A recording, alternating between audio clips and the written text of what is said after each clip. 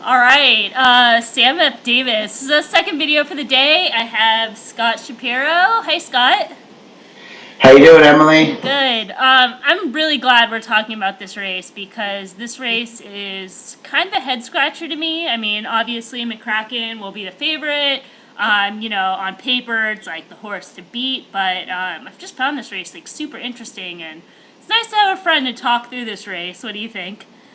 Yeah, that's what I'm here for, as you know, to talk through mind-puzzling races with you. But yeah, I think it's interesting too. I definitely could see the case for why someone would, think McCracken might be a single in terms of talent, and probably think this horse is the most likely to win the Kentucky Derby out of the field based on the good races at Churchill and the talent. But I'm not sold that this is a very good spot to be betting McCracken. How do you feel? I kind of agree with you, and I just think in general, and I mean, I'm like the biggest culprit of this because, I mean, you know my play style. I love a closer, so anytime, and get my heart broken quite often for it. So anytime you have a horse that's a closer, I just pulled the plot up real quick just to kind of see where he is. He's not super deep in quadrant 3, but that's always a risk. Anytime that, you're going to single on a horse that's a closer, you have to, really think about the trip. Is this horse going to get the right pace scenario? Even if the horse is best,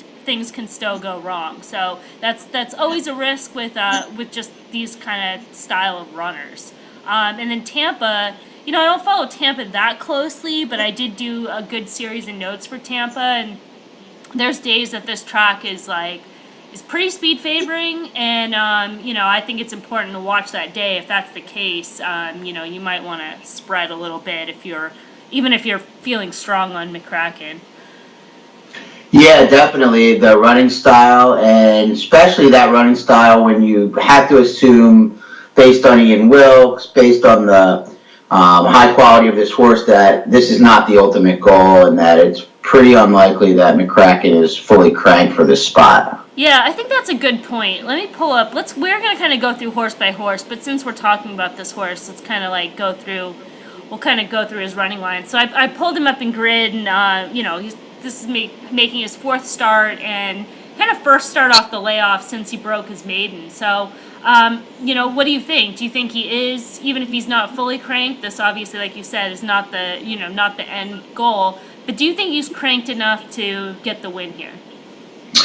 Well, I think working in his advantage is the fact that there are a few horses that'll likely want to be prominently placed. So while I don't see it being a race that totally collapses, I certainly think it'll be an honest pace at the very least. So I think he has that working for him. And then, of course, being the most talented and the best turn of foot is never a bad thing.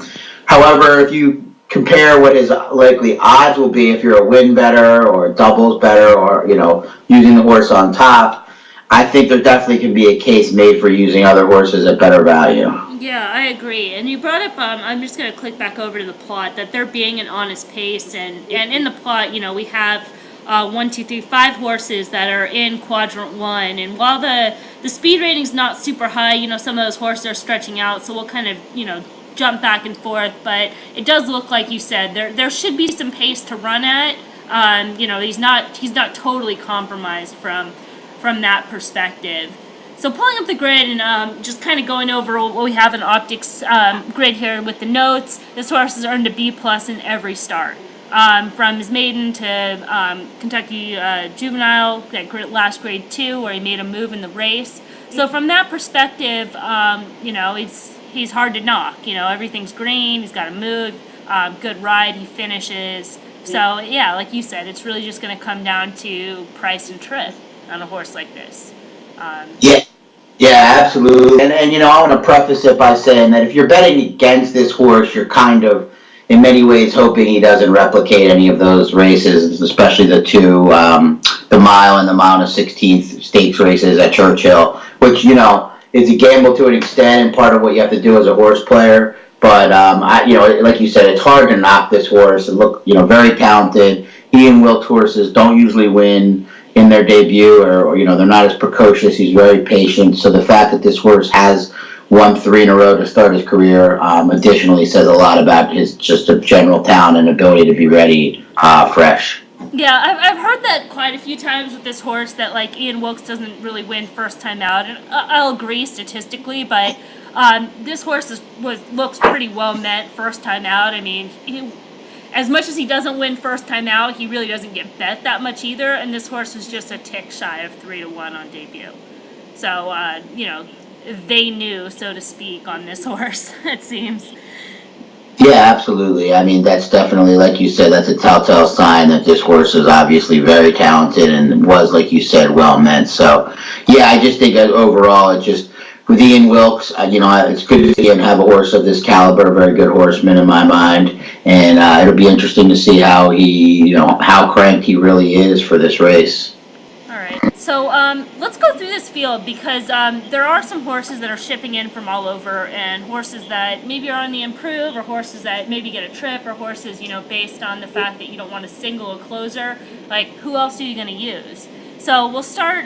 We'll just go numerically. So starting with the number one, State of Honor, who by optics notes got a B last out with a wide trip.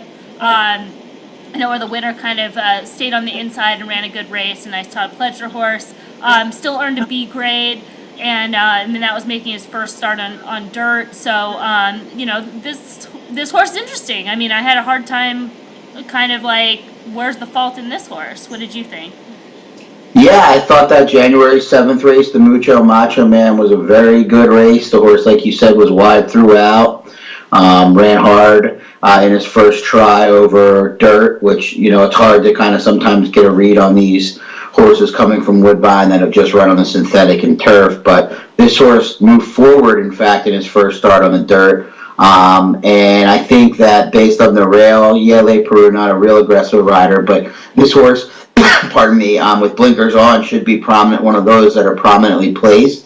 And I did have a hard time dismissing this horse at what should be pretty solid odds based on that last race. I was a little concerned that maybe he ran too hard, but, with nearly 5 weeks off, maybe Cassie will have him ready to move forward again. Yeah, I think that's a good point. I like that this horse has had 35 days. Anything less, I would be a little bit concerned. You can even see on this horse, like, this horse debuted in a stake race. And then they weren't discouraged enough that they ran him back in another stake race still as a maiden. And so it took a few tries to kind of break through, which is, kind of, I guess, typically a negative. But maybe this horse is just, they've always known he's had talent, just kind of putting some things together. Kind of an interesting horse. And you made the point, like, what do you do with these horses coming from Woodbine? Just to the outside of him is the number two stablemate that beat him. Was it two back at Woodbine? So, did you get a chance to watch this horse's races or have an opinion on him? I did watch those races, and I thought it was a very tough read to kind of figure out how this horse will fit. It's interesting that that Gary Boulanger, the veteran rider, will ship in. He's 3 for 7, I believe, at Tampa, though, so clearly he knows how to ride this horse. And you got the ownership of Wachtell Stable and Barber, who I guess purchased this horse later in the game, so that's always a good sign. The only problem I have with this horse is probably going to come from further out of it than even McCracken, and can he really outkick McCracken, or is he just kind of hoping that the race collapses and maybe he can pick up the pieces and finish second in that kind of situation? What do you think? I agree. He's got to get the trip. I mean, he's I have the plot pulled up right now. He's a huge square, even a bigger square than McCracken, but way down in quadrant 4. So that is something to think about. This horse, he broke terribly in that last start display, and even the time before he broke a step slow. I liked what he showed in both those races. I didn't think any of both those last two starts were easy. I mean, this horse really had to be best to get the win. He showed grit in both those, so I like that. I think maybe this horse does, he looks like a synthetic horse, kind of moves like that. And turf, so his question for me is dirt, but ability-wise, I liked both those races. I thought that they were both like really solid races. A B in the B2 back, and then a B plus last time out. So yeah, again, another horse that just kind of like, I mean, the question is dirt, but he showed enough to me to like him. Yeah, absolutely. Once, like you said, though, the dirt is the key. The dirt combined with the probable, having to come from way out of it on a track that who knows, on one of their bigger days could be speed favoring. We don't want to guess at that now, but yeah, I mean, I think like with a bunch of these horses, it'll come down. If I'm betting the race, it'll be one of those races where I'll need to watch the prices on the board to get a determination of who I would want to bet, not really going in with a preconceived notion, I don't think. Right. Yeah, and he does need to kind of improve a little bit from a speed figure standpoint. So let's move on to fact finding. This is the horse that was scratched out of the Holy Bull kind of early on the card, a late scratch.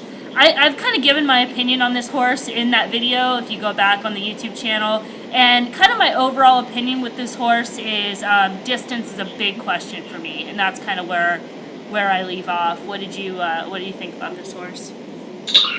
Yeah, I could see that, but I assume more based on the way the horse runs its style than the pedigree, but both. I think there's some distance pedigree on the dam side. The factor remains to be seen to an extent.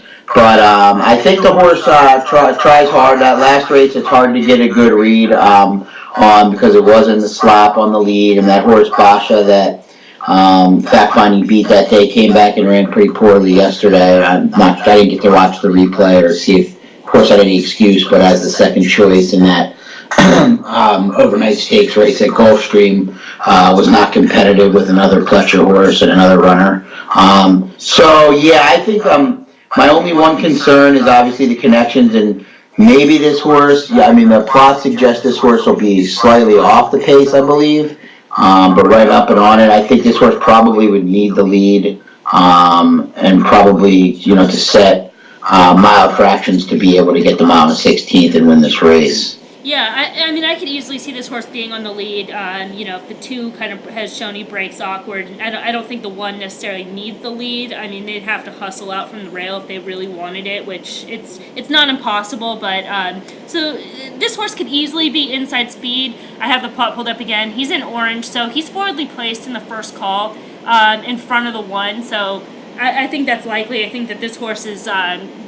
I think this horse will be on the lead. If he's not dueling or not able to clear, he'll be dueling and have pressure, either inside or outside. Yeah, my take on it, again, I go into more detail, is about the way I physically see this horse as far as distance. That last race was a hard race, and he was pretty much shut down late. So nothing encouraging that makes me think this horse is going to want to go 2 turns and 9 furlongs plus.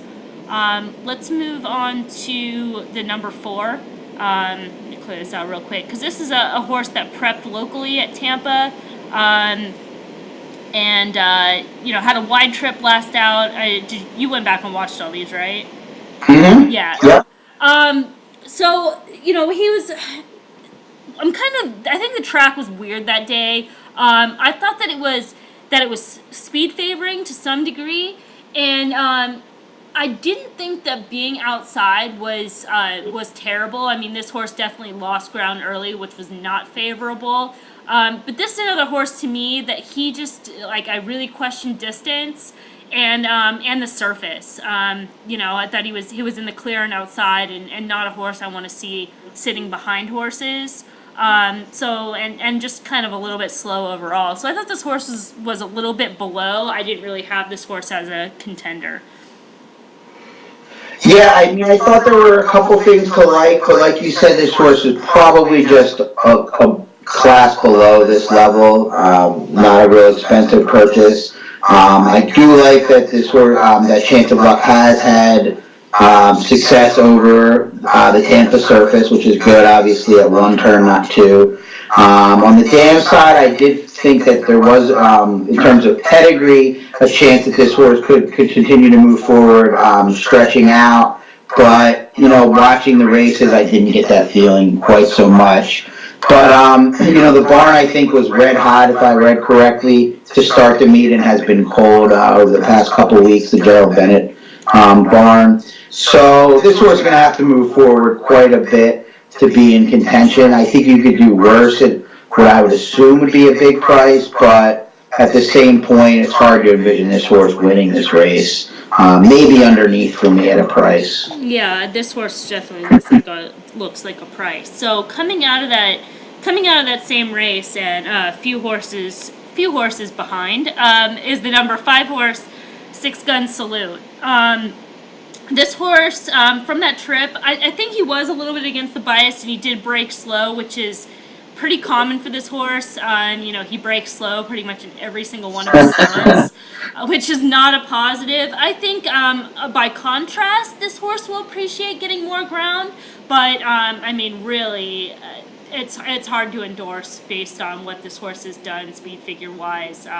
This is I even feel like it's a stretch to say he's a price to use underneath, but that's as far as I could endorse this guy.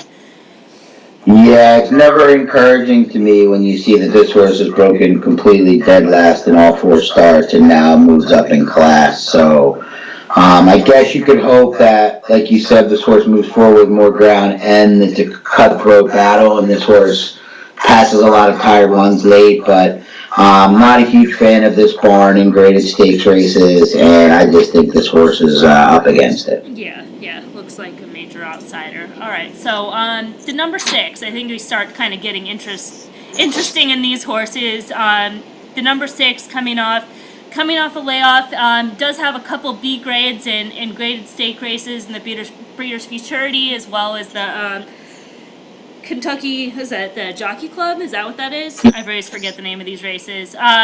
B grade in both those, and this horse kind of a sneaky good effort in both those races, even though not winning. I thought this horse was completely against the flow in both of those starts and still ran really well on the front end.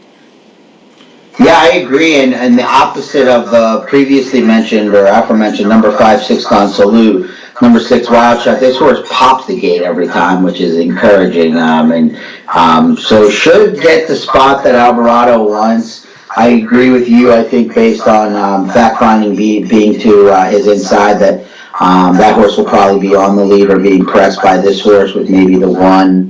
And the 4 being factors as well. But I like these horses' races. I wonder if the flow was in his favor, if he would be able to finish a little bit more and maybe be able to pull this off. I think things will have to go his way, but there's definitely some encouraging signs for Wild Shot. Yeah, I think if you're thinking from the standpoint that McCracken's the closer, you're not necessarily going to beat the best closer with the best closer. You'd kind of want to go for an opposite running style. So maybe this horse fits in, and that's got to be the Kentucky Juvenile, not Jockey Club. I think that's for older. But yeah, I think that this horse is quite interesting. Gets a 5th jockey change, which is kind of like, but Alvarado's been riding well, and Rusty Arnold's horses, at least from what I've seen at Gulfstream, they're firing. So potentially Live Barn turning out this horse here.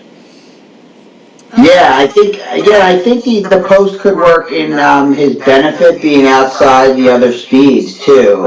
So I think if they can maybe even, I don't know what the plans would be, for, especially off the bench, might be a little keen. Could make things a little chaotic if all these, if they're 1, 3, 4, and 6 all want the lead. But if somehow they can relax this horse right off the lead, I think he could, certainly will get to jump on the other major contenders and is a little bit interesting. Yeah, I'm going to click over and just look at the plot. The plot has the 136 as EP types and no real solid E type. So, it's not necessarily going to be like he's got to battle 5 horses for the early lead. So, really kind of an interesting player. The number 7 is the second horse for Pletcher. I would imagine the longer price of the 2, but looks like a horse that has a good amount of upside and definitely has speed figures, optics figures that are the best, if not tied for the best in this field. So interesting horse as far as I'm concerned. I'd be much more likely to play this horse than I would fact finding. Did you have a thought on this guy? Yeah, I mean the last well, first off was a $1.2 million purchase to tap it, so maybe took a little while to. Looks like he debuted at Saratoga late in the meet, which is usually after the best of the so-called best 2-year-old Pletcher's debut. Was late. Took us a little bit of money and didn't really run at all. Finished last. Then gave him a tiny bit of time and then ships him right to Florida and won 2 in a row. I had a hard time, excuse me, getting a read on this horse. There were some things I liked. I thought that he outfinished the heavy favorite in commandeering on November 6th at Gulfstream Park West. But then in the slop in a wash-off race, why was he? I was kind of surprised that he took this horse to the turf for his first start against winners. Did you get any thoughts on that? Um, well, a couple thoughts on things that you said. You know, on debut at Saratoga, that horse was 3-1 morning line that day, and he went off at 5-1. So I don't necessarily think that this horse was we have it listed as prep on in optics notes, was necessarily cranked for that, which a lot of pleasure horses are. But the fact that this horse didn't take money off that morning line is a little bit interesting. And then Gulfstream Park West, so that's a 2-turn mile. And I kind of think that's an interesting move. They're kind of pointing this horse to Florida and thinking he's a 2-turn horse because you keep him in New York, you only have 1-turn races, and maybe they thought the horse was 2-turn. So, this was a spot. And commandeering is another Pletcher horse. Both those horses, I mean, they were. I'm trying to see the note. I know they were both well out in front. They were 15 lengths clear of the third place. So pretty much it was like a match race with the stablemate. Yep. And then last time out, off the turf, I mean, they could have. It could be just one of those calendar things. We're getting him a start. This isn't really where we're pointing.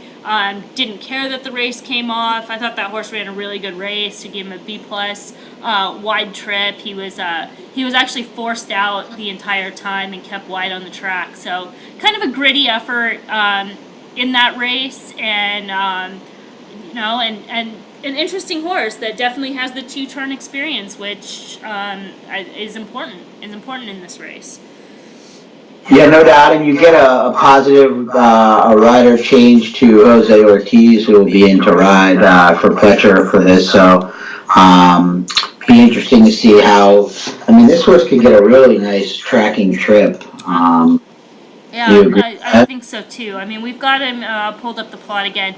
He's in quadrant 1 in a circle, which again, I mean, you kind of have to read through the lines whether he's going to be a circle or square. But like you said, I mean, positionally, he's sitting like close to that first flight, and we'll have first run on some of the closers. With a horse like this, when you have 3 starts and the first start being terrible, the plot is reading that first race. So, he's kind of looks a little bit different. You have to take that into consideration. So, yeah, this horse could get a really great trip.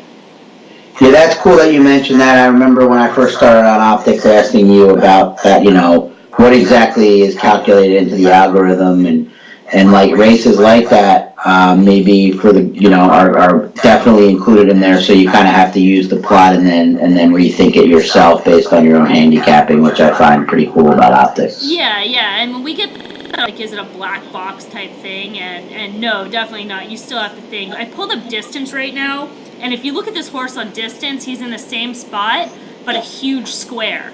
So yes, definitely in the standard, it's pulling in that first race, and you can see he's got closing ability. So, I mean, this horse just kind of went to an upgrade the more that we started talking about it and kind of digging into it. And this horse has to be a good price, right? It's the less fancied of the Pletcher horses, you'd imagine, right?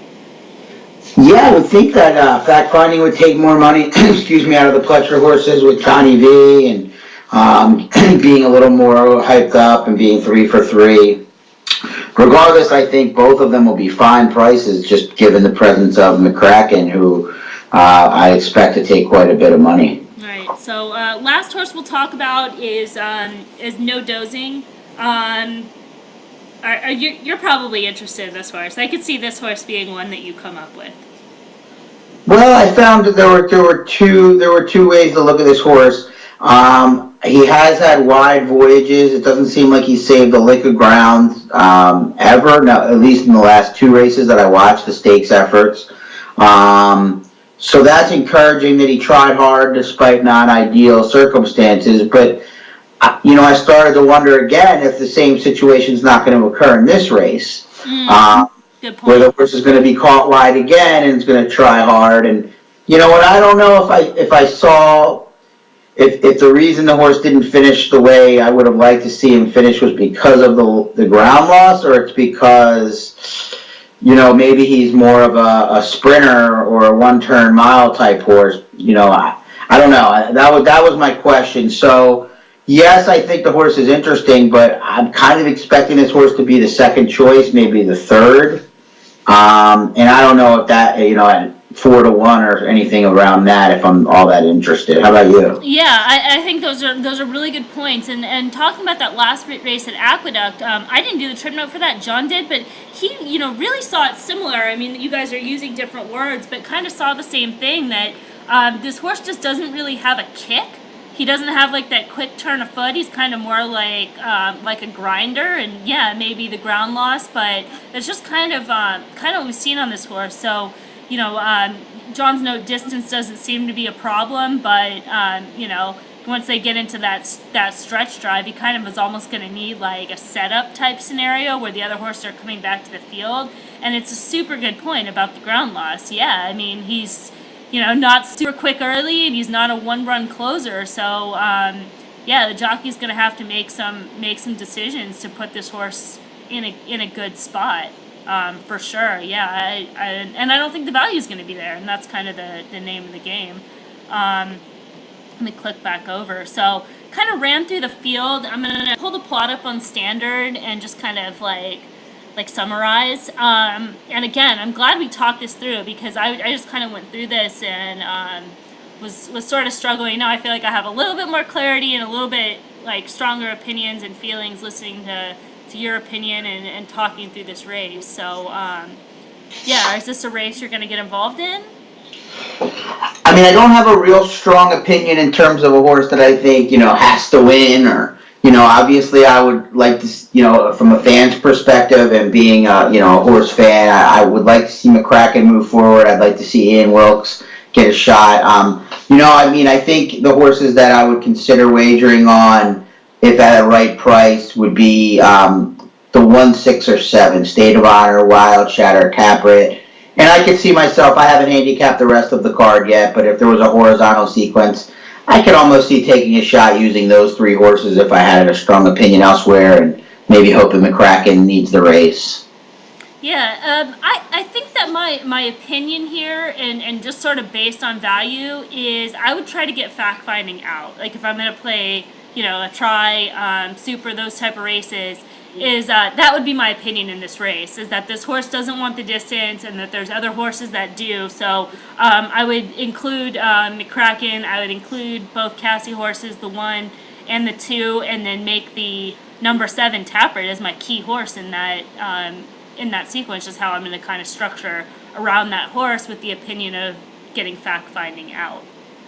Well, it also sounds like you'd be somewhat interested in beating No Dozing in the exotics as well, or is that putting words in your mouth? I mean, yeah, ideally, but I think if I'm in a key Tappert and toss fact finding out, I would use maybe an alt somewhere. So then I would pick up the horse kind of by default. I wouldn't necessarily play against that horse, because if he is just going to kind of grind and suck up, he could run 3rd or 4th, but probably not one I would use in spot 1 and 2. So yeah, a little bit of both. Does that make sense?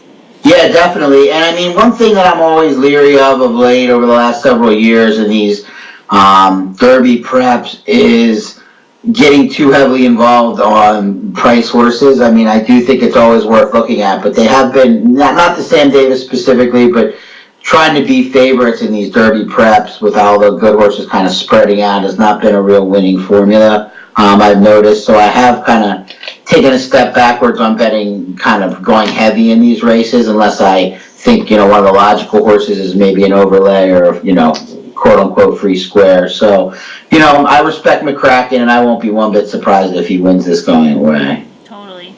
All right, well, kind of put an end to the video on that. You and I talked earlier this week, and we're going to try to do this every week and kind of make it like a regular thing. So at least one video a week, and then we have some other ideas that we're kind of exploring and talking about. So yeah, just keep that in mind if you guys are watching this channel. Please keep supporting it. I know getting a lot of subscribers, and I definitely appreciate that, and comments. So, Scott, thanks again for doing this. Yeah, always fun. Look forward to the next one. All right, very good. Well, again, watch, comments, all that good stuff. Good luck this weekend. Thanks.